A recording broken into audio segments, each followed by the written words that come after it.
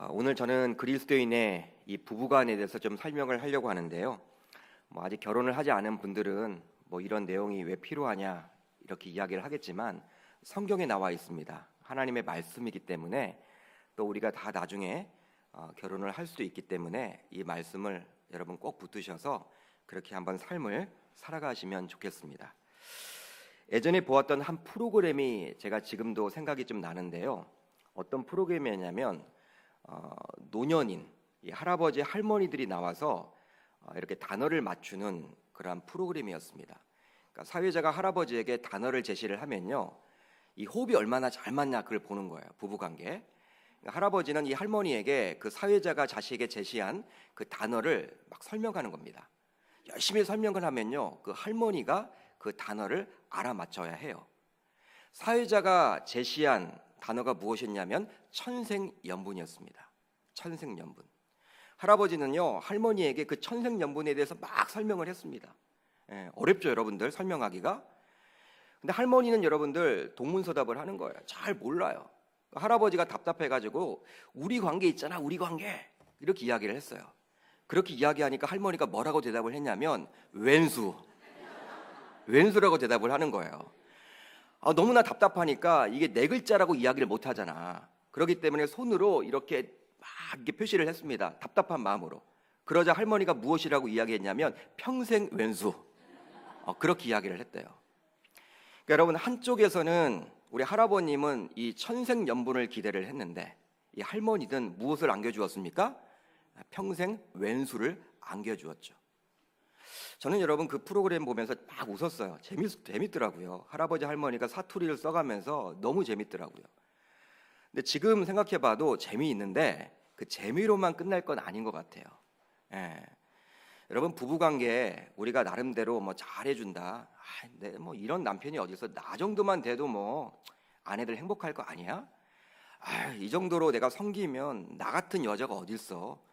이렇게 이야기를 하는데 부부관계에 있어서는 상대방을 배려하고 상대방 중심으로 생각을 해야 되는데 보통 그렇게 살아가지 못하고 어떻게 합니까? 내 중심으로. 이 정도 하면 됐지. 이렇게 평가하는 경우들이 많이 있더라는 거예요. 그러니까 우리가 웃고 넘길 만한 이야기는 아니라고 생각을 합니다. 여러분들, 예로부터 부부싸움은 칼로 물베기라는 말이 있어요. 즉 물을 칼로 벨 수 없듯이 시간이 지나면 자연스럽게 해결이 된다라는 뜻이죠. 그런데 요즘은 이 부부싸움이 폭력으로 이어지거나 최악의 경우에는 그것으로 인해서 서로 갈라지게 되는 경우도 있더라는 거예요. 자녀들 때문에 이혼만 하고 있지 않지 실질적으로 별거하는 가정들도 많이 있습니다. 여러분, 이혼 가운데 황혼 이혼이 차지하는 비중이 점점 커지고 있다고 그래요. 여러분, 황혼 이혼 들어보셨죠? 젊었을 때부터 결혼한 지 몇 년 지나지 않아서 이혼을 하고 싶지만 누구 때문에? 이 자녀 때문에 이혼을 함부로 선택하지 못하다가 자녀들을 다 출가시키고 이제 나이가 70이 넘어서 80이 되어서 여러분 이혼을 하는 가정들이 점점 늘어나고 있다는 추세입니다. 제가 이전에 사역했던 교구에는요, 특별히 소위 돌싱들, 돌아온 싱글들의 사랑방이 있었습니다. 교회가 하도 크다 보니까 여러분 젊은 30대 후반, 40대 초반들의 여성들이 모여 있는 사랑방이었어요. 여러분, 우리가 이 부부간의 문제, 교회 안에서는 그런 분들이 없겠다라고 생각을 하지만 실제로 그러지 않아요. 이게 드러나 있지 않아서 그렇지 우리 계명교회 공동체도 분명히 존재를 하고 있고요. 여러분, 지금 사회적인 심각한 문제가 지금 많이 있기 때문에 이 부부관계가 어려운 가정들이 겉으로 보기에는 아니거든요.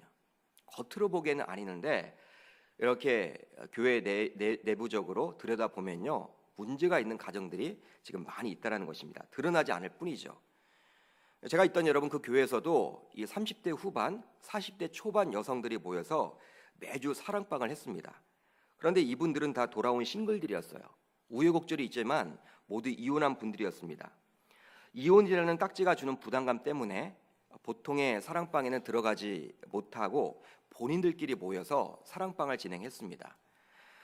그래도 여러분 거기에 참여하는 분들은요, 믿음이 있기 때문에 자신들의 문제를 이렇게 오픈할 수가 있었어요. 물론 거기에 계신 분들이 다 이혼한 여성들이었기 때문에 이렇게 이야기를 할 수가 있었지만 대부분의 많은 분들은요 그런 문제를 오픈하지는 못해요. 다른 누군가에게 오픈하지 못하는 분들이 얼마나 많은지 몰라요. 그러니까 자신들만 소화리를 하고 있는 것이죠. 소화리를. 자신이 문제가 있으면서도 이런 사랑방이나 구역에 들어가서 오픈할 수 없는 분위기가 너무나 교회 내에도 많이 형성되어 있지 않나. 실질적으로 교회 내에서도 이 부부 문제만큼은요 개인적인 프라이버시이기 때문에 알려고도 하지 않고 그냥 방치하는 경우들이 얼마나 많은지 모릅니다. 아마 이 자리에 나와 있지만 지금 마음 한켠으로는 혹시 목사님이 내 얘기하는 거 아니야? 마치 내 얘기하는 것처럼 느껴진다. 이렇게 하는 분들이 있을 텐데요. 여러분 이런 문제들이 우리 주변에 얼마나 많은지 지금 몰라요. 성도 여러분, 우리는 지금 5월 가정의 달을 보내고 있는데요. 가정의 중심은 누구라고 생각을 하십니까? 여러분들에게 묻습니다. 가정의 중심은 누구라고 생각을 하십니까? 2018년도를 살고 있는 현재는요. 가정의 중심이 자녀 중심으로 개편이 되었어요. 개편이 되고 있는 상황입니다. 여러분 가정의 중대사들도 다 자녀들이 선택을 하더라는 거예요. 자녀들이. 외식을 할 때에도 여러분 누구의 의중 가장 많이 들을까요? 자녀들. 그러니까 부모가 먹고 싶은 게 있는데도 불구하고 참는 것이죠. 너희들 뭘 먹고 싶느냐? 이렇게 물어보게 되잖아요. 그게 배려라고는 하지만 근데 그 먹는 것뿐만 아니라 모든 것들이 다 이 자녀 중심으로 점점 흘러가고 있다는 것입니다. 그러나 분명한 것은 우리 하나님께서 만드신 가정의 중심은 바로 부부라는 것입니다. 한번 따라합니다. 부부. 창세기 2장을 보게 되면요. 하나님은 먼저 아담을 만드셨고요. 아담의 갈빗대를 취해서 여자를 만드셨습니다. 즉 우선 부부를 만드신 것이죠. 그 부부가 중심이 되어서 가정을 이루게 된 것입니다. 창세기 2장 24절을 보면요. 이렇게 기록이 되어 있더라고요. 이러므로 남자가 부모를 떠나 그의 아내와 합하여 둘이 한 몸을 이룰지로다. 아멘. 여러분 이 본문을 통해서 보더라도 가정의 중심은 부자 관계도 아니요, 부녀 관계도 아니요, 모자 관계도 아니요, 모녀 관계도 아니요, 누구다? 부부임을 알 수가 있는 거예요. 제가 전에 사역했던 교회에서 있었던 일인데 이렇게 3남매가 있었습니다. 3남매가 여러분 같이 옆에 근처에서 살았어요. 3남매가 다 결혼을 해가지고 이제 그 근처 해운대 근처에 여러분 다 사셨습니다. 그런데 항상 아버지는 왕따였어요. 아버지는 집사님이었는데 이분은 왕따고 엄마가 이 3남매가 거의 매일 만나는 것 같아요. 매일 만나서 상의도 다 해요. 결정도 다 해요. 여러분 그 이야기를 제가 듣지 못했다가 이제 남자들 모임에 갔는데 이분이 저에게 면담 신청을 한번 하더라고요. 나이가 60이 넘으셨던 어르신인데 목사님 하면서 자기가 집안에서 왕따라고. 저는 무슨 이야기인지 몰라가지고 나중에 들어보니까 아내가 중심이 되어가지고 자기의 여러분 3남매, 자기의 여러분 자녀들과 모든 걸 다 상의한다라는 거예요. 근데 자신에게는 좀 물어봐줘도 좋은데 그냥 무시를 해버리기 일쑤라는 거예요. 이 문제를 어떻게 풀어야 될지 막 고민을 하더라고요. 제가 기도해드리고 좀 축복해드렸는데요. 참 힘들겠더라고요. 여러분 분명한 것은 무엇이냐면 이 가정의 중심은 부부관계라고 오늘 본문은 이야기를 해주고 있는 것이죠. 이 기도의 11조에 나와서 예배하는 저와 여러분들은 부모님들이 계시고 또 자녀들이 있더라도 가장 소중히 여겨야 할 분은 바로 여러분들의 남편이요 여러분들의 아내임을 믿으시기를 주의 이름으로 축복합니다. 이제 본문 안으로 들어가 보도록 하겠습니다. 오늘 본문을 보게 되면요 아내들에게 먼저 권면을 해주고 있어요. 여러분 아내들에게 권면을 해주고 있는데 아내들에게 지금 어떻게 권면을 하고 있습니까? 아내들은 자기 남편에게 복종해야 합니다. 한번 따라합니다. 아내들은 자기 남편에게 복종해야 합니다. 그러니까 자기 남편에게 복종을 해야 돼요. 자기 남편에게. 남의 남편에게 복종해서는 안 돼요. 그 말입니다. 이게 아주 중요합니다. 오늘 본문 22절을 보게 되면요. 아내들이요. 자기 남편에게 복종하기를 어떻게 하라? 죽게 하듯 하라. 그러니까 오늘 본문 이 22절을 보면요. 여권 운동가들은 상당히 싫어합니다. 이걸 찢어버리고 싶다 그래요. 페미니스트들은요. 이거 싫다라는 거예요. 이게 뭐냐? 이 복종. 여러분 복종이란 단어에 참 여러분 민감하더라고요. 이 복종. 이게 뭐야? 복종. 이 반감이 생긴다라는 거예요. 그러나 여기서 바울이 사용하는 복종은요. 결혼 관계의 바른 질서를 나타내는 것입니다. 그러니까 질서라는 거예요. 질서. 여러분 교회도 질서가 있습니까? 없습니까? 질서가 있죠. 어느 조직이나 다 질서가 있어요. 교회도 있습니다, 여러분. 이 질서가 무너지면 안 돼요. 여러분 권위는 여러분 좋은 겁니다. 권위주의가 나쁜 것이지 권위 자체는 여러분 그게 필요해요. 아버지의 권위가 무너졌다. 가장으로서 아버지가 가지고 있는 그 권위 자체가 무너져 버렸다. 그 가정은요 콩가루 집안이 되는 거예요. 여러분 이게 분명합니다. 그러니까 하나님은 이 가정을 세우실 때도 바로 질서를 세우시기 원해서 오늘 본문을 주셨다라는 것입니다. 여러분 골로새서 3장 18절을 보면 어떻게 또 기록이 되어 있어요? 아내들아 남편에게 복종하라. 이는 주 안에서 마땅하니라. 그러니까 복종에 대한 반감이 생길까봐 우리 주님은 죽게 하듯 하라. 주 안에서 마땅하니라라고 부연 설명을 하고 있다라는 거예요. 복종에 대해서. 여기에 나와 있는 아내의 남편에 대한 복종은 자녀들이 부모에 대한 순종과 공경 다릅니다. 다른 단어를 사용하고 있다는 거예요. 우리가 자녀들이 어제 부모에게 순종해야 되고 여러분 공경해야 된다고 제가 말씀을 드렸는데 그것과는 다른 단어를 지금 오늘 사용하고 있다는 거예요. 어찌 보면 복종이라고 하면요 이건 더 이렇게 구속되어 있고 순종보다도 더 이렇게 매여 있는 것처럼 보여 있는데 그런 뜻이 아니라는 거예요. 그런 뜻이 아니라는 거예요. 여기에 나와 있는 복종은요 바로 질서 관계에서 우리 주님이 정해 주신 것이다. 그리고 모든 여자는 모든 남자 혹은 모든 남편에게 복종하는 의미는 더더욱 아니라는 거예요. 오직 자신의 남편에게만 무엇하라? 복종하라는 의미입니다. 그런데 이 복종하라는 말을요 교회 내에서조차 악용하는 분들이 있더라고요. 이것은 굉장히 잘못된 것이죠. 이것을 가지고 남성들이 여성들을 함부로 대할 수가 없고 무시해서는 아니 되는 것입니다. 창세기 1장 27절을 보면요 하나님이 자기 형상 곧 하나님의 형상대로 사람을 창조하시되 남자와 여자를 창조하시고 라고 기록을 하고 있습니다. 무엇입니까 여러분? 하나님의 창조를 하셨는데 자기 형상에 따라 창조를 하셨는데 남자만 창조하신 것이 아니라 누구도 창조했다? 여자도. 여러분 여성이 남성보다 열등하다는 의미가 아니에요. 열등하다 그런 의미가 절대 아닙니다. 그러니까 하나님의 형상대로 남자와 여자를 같이 창조하셨다. 그렇게 모두 보셔야 하는 거예요. 그러니까 남성과 여성 어느 쪽이 더 불완전하지 않고 모두 동일하다는 의미이죠. 또 갈라디아서 3장 28절을 보면요 바울은 이렇게 고백을 합니다. 너희는 유대인이나 헬라인이나 종이나 자유인이나 남자나 여자나 다 그리스도 예수 안에서 하나이니라. 할렐루야. 여러분 이 본문에서 알 수 있듯이 남성과 여성은 함께 영생의 상속을 누릴 수 있다는 거예요. 여성이라고 구원을 받지 못하는 것이 결코 아님을 우리들에게 이야기를 해주고 있는 것이죠. 그리스도 예수 안에서 남자와 여자는 하나라는 거예요. 여러분 이건 파격적인 거 아닙니까? 당시 여러분 유대 사회는 어땠어요? 예수님 당시만 하더라도 여러분 어땠습니까? 오병이의 기적 사건 설명하면서 남자 장정만 5,000명이었다.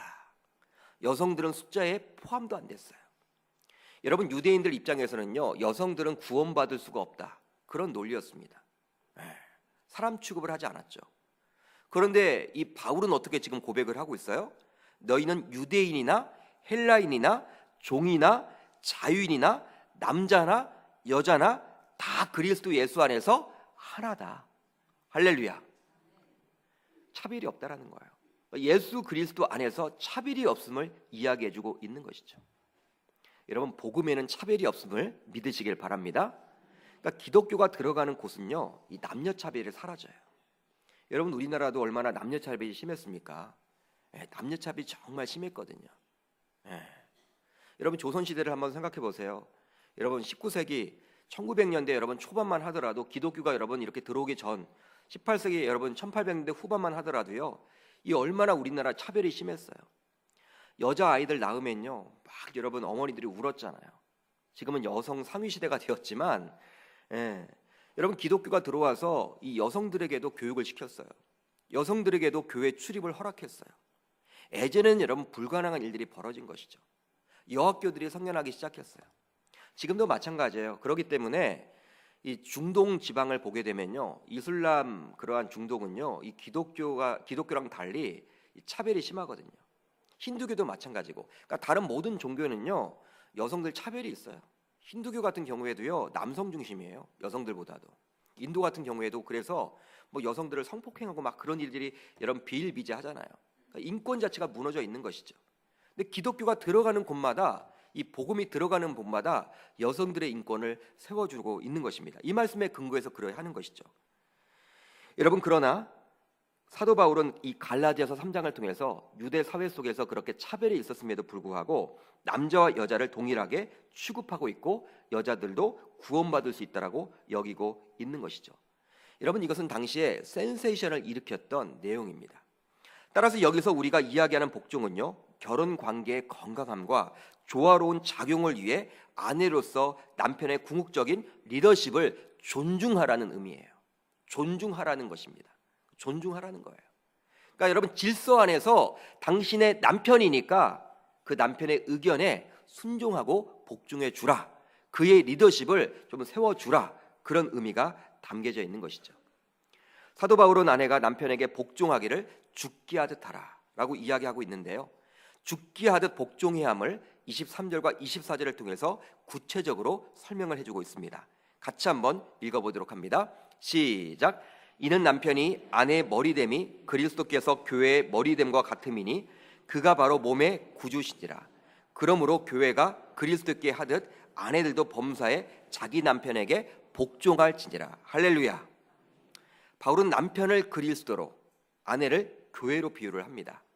이 관계에서 남편과 아내 관계를 설명하고 있는데요, 즉 교회가 그리스도께 하듯 아내들도 범사에 남편에게 복종하라고 이야기를 하고 있어요.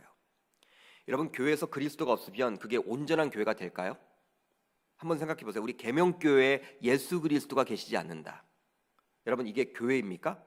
교회가 아니죠. 그냥 건물의 모습만 남아 있는 것이죠. 제가 말씀드렸죠. 그렇기 때문에 구역 모임을 할 때에도 그 가운데 무엇이 있어야 된다? 예수 그리스도. 그 말씀이 있어야 한다. 나눌 때 여러분 세상 이야기만 하고 끝내서는 그냥 마실이지 구역이라고 하지 말아라.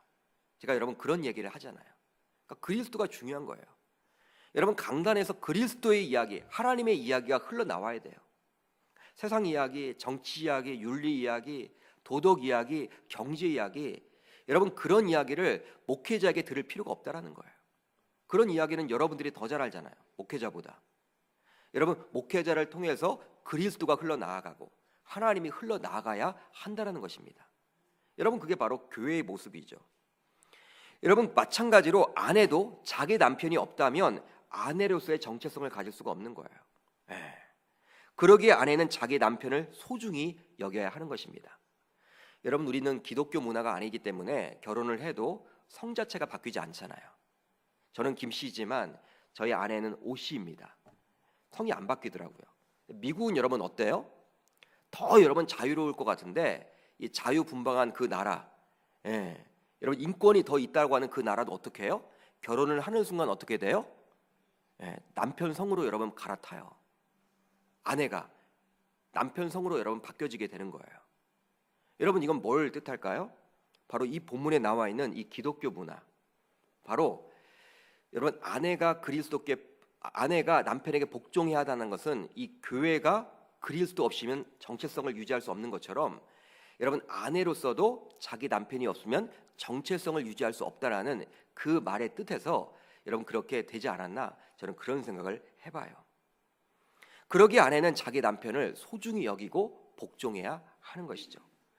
우리 몸 가운데서 중요하지 않은 부위가 없겠지만 머리는 가장 중요한 부위라고 저는 생각을 합니다. 머리가 생각하는 대로 모든 기관들이 움직이기 때문이죠.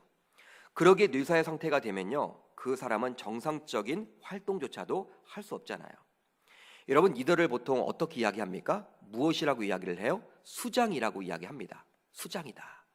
그런데 그 숫자는 바로 어떤 숫자를 쓰냐면 머리 숫자를 사용하고 있다는 거예요. 그러니까 머리라는 거예요. 여러분, 그 리더, 그 조직의 리더다. 바로 교회가 그리스도께 하듯이, 그리고 교회의 머리가 그리스도이기 때문에 아내들의 머리는 자기 남편들이므로 아내들은 자기 남편들에게 복종해야 한다는 논리를 오늘 본문을 통해서 사용하고 있는 것이죠.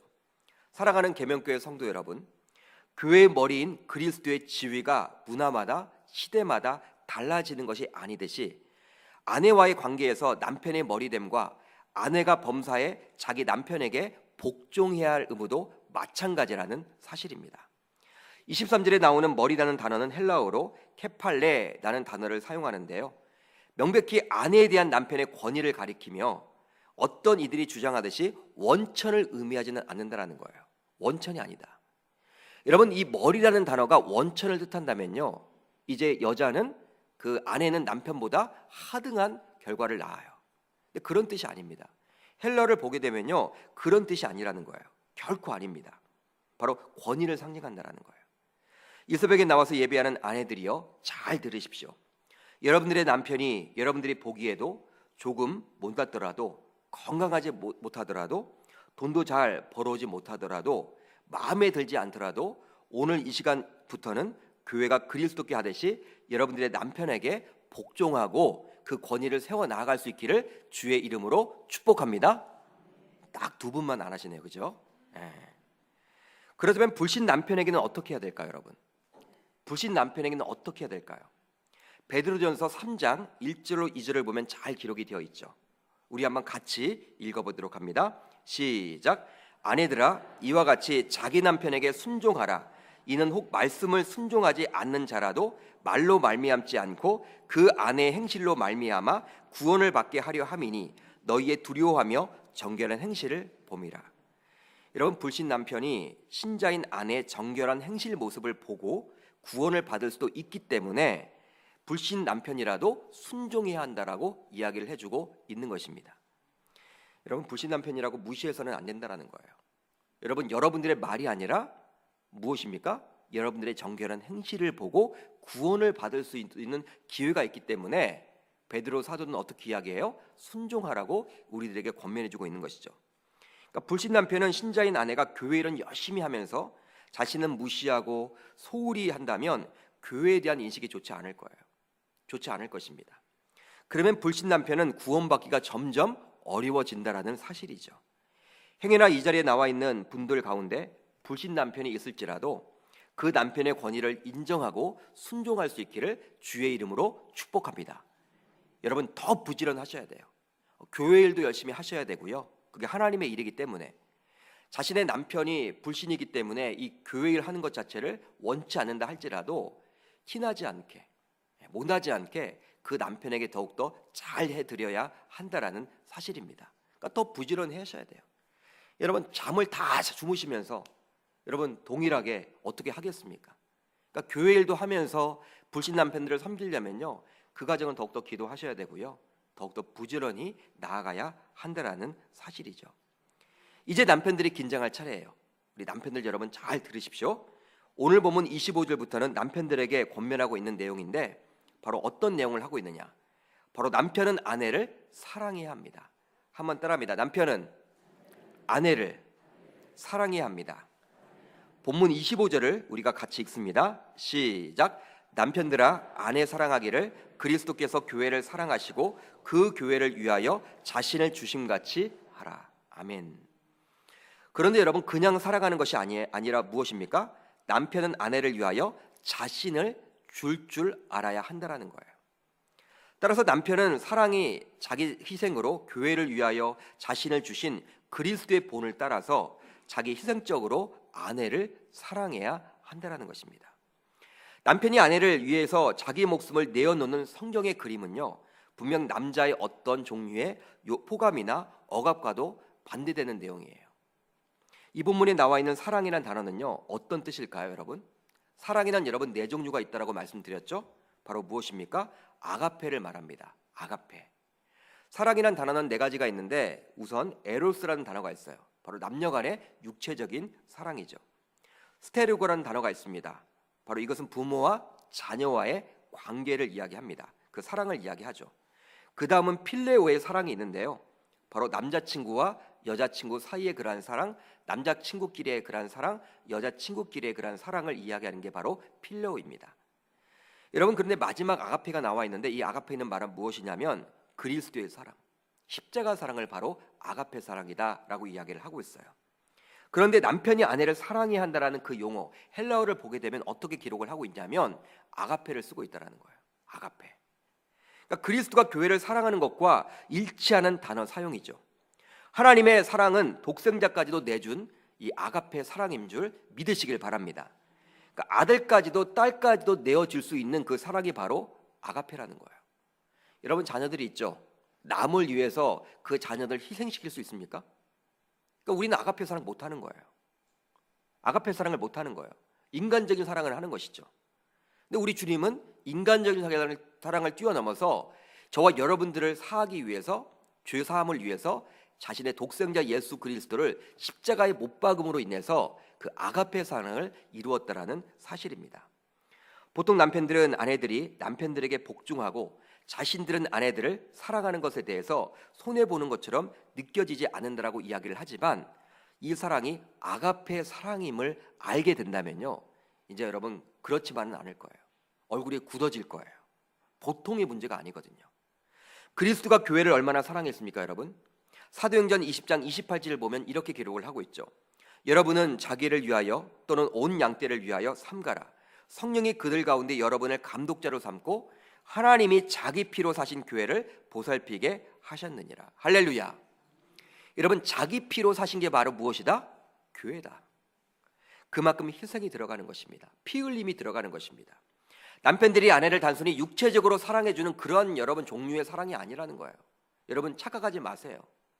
단순히 여러분들 내가 그냥 돈만 잘 벌어오고 그냥 그렇게 하면 뭐 아내들은 행복해지겠지, 그런 사랑이 아니라는 거예요. 여러분 그러면서 28절을 보시면요, 이와 같이 남편들도 자기 아내 사랑하기를 자기 자신과 같이 할지니 자기 아내를 사랑하는 자는 자기를 사랑하는 것이라. 할렐루야. 여러분 무슨 뜻입니까? 자기의 아내를 사랑하는 것은 곧 자기를 사랑하는 것과 같다라고 이야기를 해주고 있어요. 본능적으로 사람은 누구나 자기 자신 중심이죠. 내가 있고 나서 타인이 있는 것입니다. 그러니까 내 자신이 중요해요. 내 자신이 있고 나서 남이 있는 것입니다. 그러니까 자기 자신을 사랑할 수밖에 없는 게 바로 본능이죠. 근데 오늘 본문을 보면요, 바로 무엇입니까? 자기 아내와 자신을 일치시키고 있다라는 거예요. 왜 그럴까요, 여러분? 여자를 여러분들 처음 하나님이 만드실 때 남자의 갈빗대를 가지고 만드셨잖아요. 여러분 일치입니다. 연합입니다. 하나입니다. 여러분 자기 아내는요 자기와 동일하다는 것을 우리가 알 수 있는 것이죠. 아내들에게 주는 권면은요, 여러분 3절로 기록이 되어 있는데 남편들에게 주는 권면은요, 우리가 오늘 읽지 않았지만 끝까지 보시면 9절로 구성이 되어 있다라는 거예요. 9절. 왜 그렇겠습니까? 바울 당시나 지금이나 아내보다는 남편의 경우가 더욱더 아내를 사랑하지 못하고 함부로 대하는 경우가 많았기 때문이죠. 이 새벽에 나와서 예배하는 남편들이요, 그리스도께서 교회를 사랑하시고 그 교회를 위해 자신의 피를 흘리신 것과 같이 아내들을 사랑할 수 있기를 주의 이름으로 축복합니다. 그냥 단순히 육체적인 정신적인 사랑 정도가 아니에요.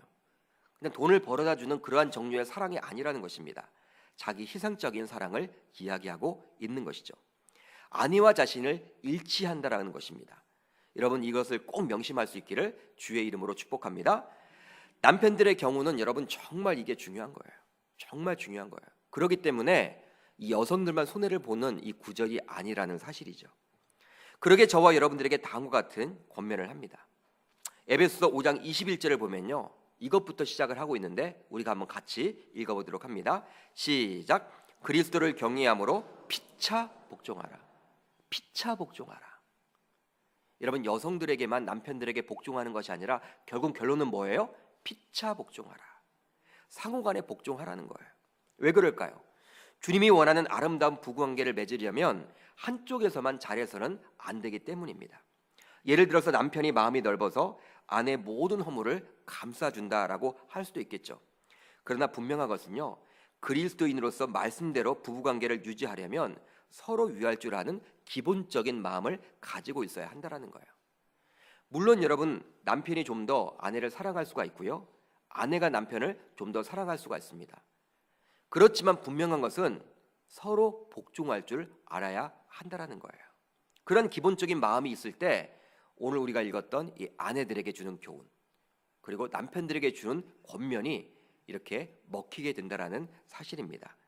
이제 말씀을 정리합니다. 오늘 본문을 통해서 우리는 그리스도인의 부부관에 대해서 살펴보았습니다. 아내와 남편에게 각각 권면을 하고 있는데 아내들에게는 자기 남편에게 복종하라고 이야기를 해주고 있죠. 남편들에게는 자기 아내를 끝까지 사랑하라고 이야기를 합니다. 그런데 둘 다 그리스도와 교회와의 관계 속에서 이야기를 해주고 있다라는 거예요. 여러분, 교회와 그리스도는 뗄래야 뗄 수가 없거든요. 뗄래야 뗄 수가 없습니다. 뗄래야 뗄 수가 없습니다. 여러분, 교회에 그리스도가 없다면 그건 교회가 아니잖아요. 마찬가지로 아내와 남편은요, 서로 상대방을 위해서 위할 줄 알아야 하고요, 다른 누구보다도 나의 아내, 나의 남편이 되어야 한다라는 거예요. 근데 보통 남편은요, 남의 편이라고 이야기를 하죠. 아내들이 남의 편이다. 자신에게는 함부로 하고 남의 밖에 나가서는 얼마나 친절한지 모른다. 그런 분들이 우리 주변에 많은데 그건 잘못된 것이죠. 자기 아내와 자기 남편 그 모습을 바라보면요, 바로 거울과도 같다고 하지 않습니까? 거울과도 같아요. 여러분, 내가 행복하면요, 나의 아내를 통해서 그 행복이 드러나야 해요. 그리고 아내도 마찬가지야. 내가 행복하다, 나의 남편의 모습을 통해서 그게 드러나야 해요. 부부는 닮는다고 합니다. 여러분, 오래 살면 살수록 닮아요. 여기에 계시면요, 누가 부부인지 제가 알겠더라고요. 여러분, 닮아요. 닮아가요. 그게 가정의 분위기죠. 저와 여러분들, 오늘 본문에 나와 있는 이 에베소서 말씀을 꼭 레마로 삼으셔서 여러분 서로 복종할 수 있기를 바라고, 서로 나의 남편이 최고요, 나의 아내가 최고라고 여겨서 하나님이 가장 기뻐하시는 그 가정의 모습을 이루어 나가시기를 주의 이름으로 축복합니다.